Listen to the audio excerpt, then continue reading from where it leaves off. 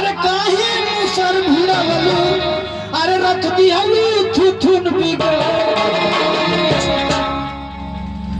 ई केवन रहुए ई लीला लीला लीला नहीं ई पाछा से पाछा सटा के कौन है धाका मोरू ओकर ट्रांसफार्मर में तार जोड़ो क्यों न हुए हो कबे ले मुसर भिड़ावत रहन आय ना हो का हो हमारो खर ए हमारो खर का हमर मुंह से आहो तो हम तार मुसर हई आहो हम तो हम तारो खन हई आहो हम का तार दूसर है तब का हुआ अब बताओ हमर दूसर भवन अधिका बोलोगे तो बिगड़ जाए का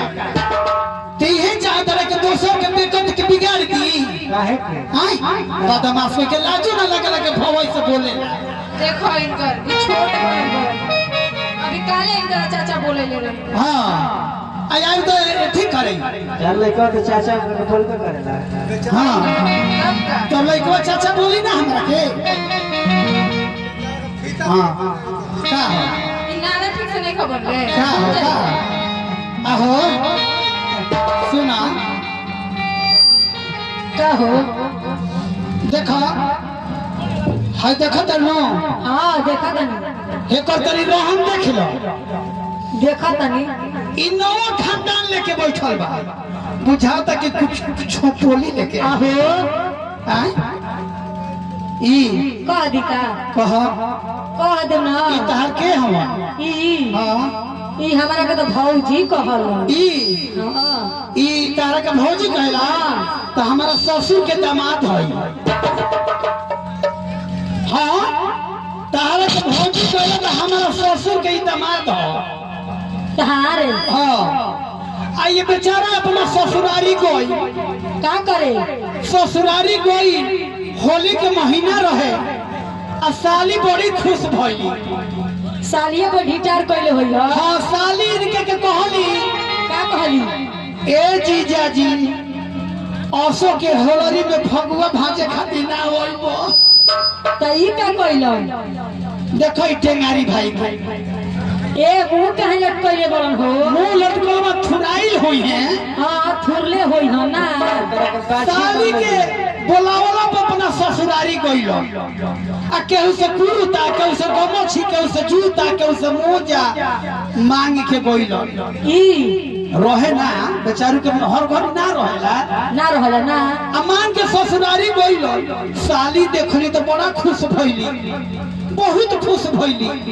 आ खुश होके आ जानतर काका बनौले रही काका दाल भात अदौरी दनौरी आलू चप कोबी चप सिंघाड़ा पापड़ झापड़ दही चीनी खीरी पूरी अतना ही खा गुरन हो कौना बेटी कइले रहन हो अब वो दिन साली प्रेम से बनौले रही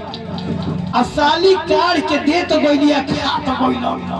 बड़ी चटक लागत हो मोए खात के बेचारा चार थरिया खा गइल आ खाई के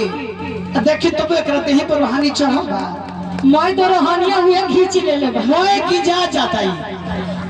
मोए की जा गइल बा आ जब खटिया पर सूतल खाई के हां तो बुझाई लगा कि नहीं हमारा गड़बड़ी हो अतना खाइए ले तो गड़बड़ी ना होई अपना साली से बेचारा कहता हो हाय का कहत हो के ई हे अपना साली से हां कहता क्या हो का हो तनी एक पानी लोटा दिहत ना देल होई वो चलाने में ले गए अब पानी बेचारी ली आई अब फागुन के महीना रहे अब 5 पुड़िया ललका रंग डाल दिहली पनिया में हाँ डाल के आ कहत रही कि लो रे जीजा जी तो धो दो बेचारा धोई के चल गई आ 3 जब बजल ये बेचारा के लागल लाद फूले आहो भैया होने का ताकत हेने तक हेने लाजा गइल लागल बेचारा के लाद फूले आ लागल खटिया पड़े किनारा से वो किनारा कोई काटे कोई काटत काटत जो बर्दाश्त ना भई तो लोटा के पानी उठा के एथी में चल गई रहरी में। रहरी मच गइल आ रहरी में डाली जाई के आ पोछिटा के खोल के सर देना बैठ आ खूब एथी कोइलस खूब कोइलस संडास कोई के आ पानी छुई के पोछिटा के खोस लेलस। आया जोरा में जब बेचारा एकदम तरनात आवता तो मोय देखो था कि मोय हाथ लाले लाल मोय उहे लाले लाल हो गेल मोय धोतियो देखो था तो मोय लाले लाल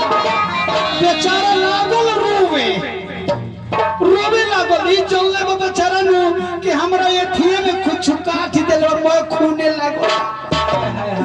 तो तक आई रे दादा आई रे दादा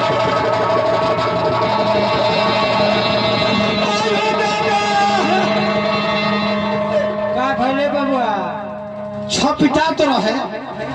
तले गांव घर के मोय मरते मेहरा भी जुट गइल ये भाई पहुनमा अभी आई हा रात भर में करा का हो गई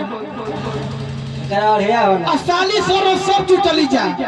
कहत देखिए जीजा जी का भइल बताइयो दादा अरे बतावे लायक नहीं के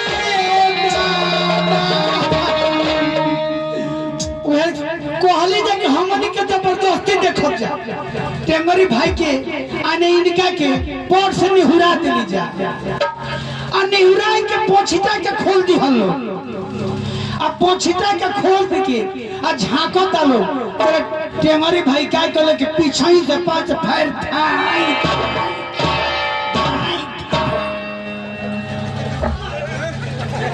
पांच फायर ढाई ढाई मरला तो उनका साथी तू ही ढाई ढाई मारत रही पांच फायर ढाई ढाई मरला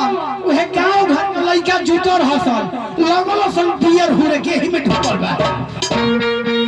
आ ये दादा पता नहीं हम जनानी एकरा बाद ना जाननी के का भई का हो हेलो